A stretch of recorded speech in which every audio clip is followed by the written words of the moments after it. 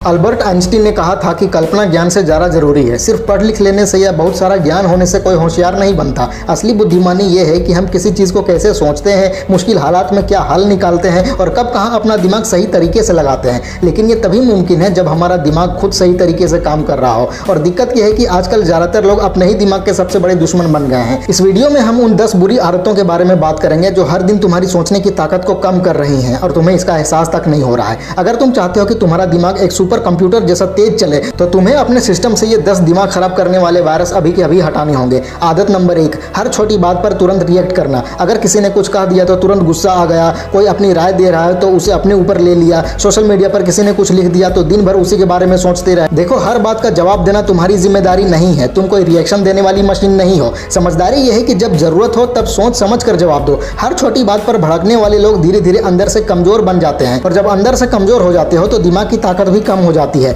ध्यान भटकने लगता है और तुम अच्छे आइडियाज नहीं सोच पाते। आदत नंबर 2, हर समय दूसरों से अपनी तुलना करना। अपनी हर बात किसी और से तुलना करना भी बहुत नुकसानदायक आदत है। वो क्या कह रहा है, उसके पास क्या है, उसकी नौकरी कैसी है, उसकी बॉडी कैसी है, उसकी गर्लफ्रेंड कैसी है। अगर तुम हर चीज में तुलना करते रहोगे तो अपनी पहचान खो बैठोगे यार। हर बार तुलना करने से तुम्हारा आत्मविश्वास थोड़ा थोड़ा करके कम होता जाता है। तुम्हारा ध्यान अपनी तरक्की से हटकर दूसरों की जिंदगी में लग जाता है और जब ध्यान भटकेगा तो ग्रोथ भी नहीं होगी। तुलना करने से कभी आगे नहीं बढ़ा जाता, उल्टा और ज्यादा उलझन बढ़ जाती है। आदत नंबर 3, इंस्टेंट ग्रेटिफिकेशन, यानी हर चीज तुरंत चाहिए वाली सोच। आजकल हम सबको सब कुछ फटाफट चाहिए। थोड़ा बोर हुए फोन चला लिया, थोड़ी भूख लगी जो मिला जंक फूड खा लिया, थोड़ा टेंशन हुआ तुरंत नेटफ्लिक्स चालू कर दिया। लेकिन याद रखो, दिमाग भी एक मसल की तरह होता है। हर बार अगर उसे आराम दोगे तो वो मजबूत कैसे बनेगा। अगर उसे कभी कभी चीजों के लिए इंतजार करना नहीं सिखाओगे तो वो आलसी और कमजोर हो जाएगा यार। अगर तुम हर बार आसान रास्ता ही चुनोगे तो लंबे समय में तुम्हारे अंदर मेहनत करने की ताकत ही नहीं बचेगी। आदत नंबर 4, हर काम को आखिरी वक्त तक टालते रहना। हर काम को कल करेंगे कहते रहना। ये धीरे धीरे दिमाग को अंदर से नुकसान पहुंचाता है।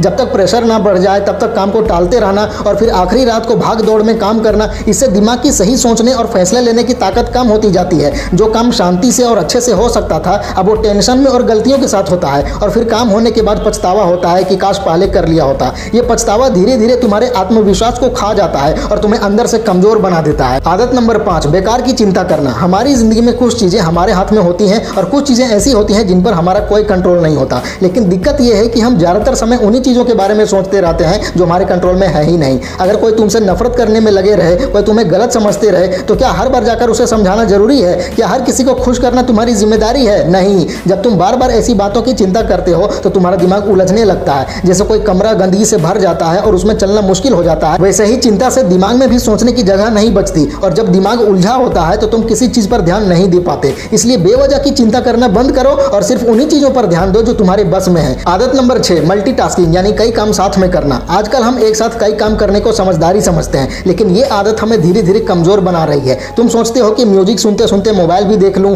टीवी भी चल रहा है और साथ में लैपटॉप पर भी काम हो जाए, लेकिन सच यह है कि इन सब में कोई भी काम अच्छे से नहीं हो पाता। तुम्हारा दिमाग हर बार एक काम से दूसरे काम पर कूदता है जिससे ध्यान बढ़ता है और प्रोडक्टिविटी घट जाती है। रिसर्च बताती है कि लगातार मल्टीटास्किंग करते रहने से दिमाग की काम करने की ताकत 40 से 50% तक कम हो जाती है। तुम्हें लग सकता है कि तुम ज्यादा कर रहे हो, लेकिन असल में तुम कुछ भी ढंग से नहीं कर रहे होते। इसलिए अगर सच में फोकस चाहिए तो एक समय पर सिर्फ एक काम करो, पूरे ध्यान, लगन और शांति के साथ। आदत नंबर 7, अपने आप से नेगेटिव बातें करना। कई लोग हर छोटी बात पर खुद से ही नेगेटिव बातें करने लगते हैं, जैसे मैं तो हमेशा फेल हो जाता हूँ, मुझसे कुछ सही से नहीं होता या ये काम मेरे बस का नहीं है। ऐसी बातें बार बार बोलने से दिमाग मानने लगता है कि तुम वाकई में कमजोर हो। जब तुम खुद को बार बार कम आंकते हो तो तुम्हारा ब्रेन भी उम्मीद छोड़ देता है कि तुम कुछ बड़ा कर सकते हो। इससे न सिर्फ तुम्हारा आत्मविश्वास गिरता है बल्कि तुम्हारे दिमाग की सोचने और समझने की ताकत भी धीरे धीरे कमजोर हो जाती है। इसलिए अपने आप से बात जरूर करो, लेकिन प्यार से, हौसला देकर। खुद को सराहो, मोटिवेट करो और ये भरोसा दिलाओ कि तुम कर सकते हो, क्योंकि तुम्हारा दिमाग वही मानता है जो तुम खुद से कहते हो। आदत नंबर 8, इंफॉर्मेशन ओवरलोड, यानी बहुत ज्यादा जानकारी ले लेना।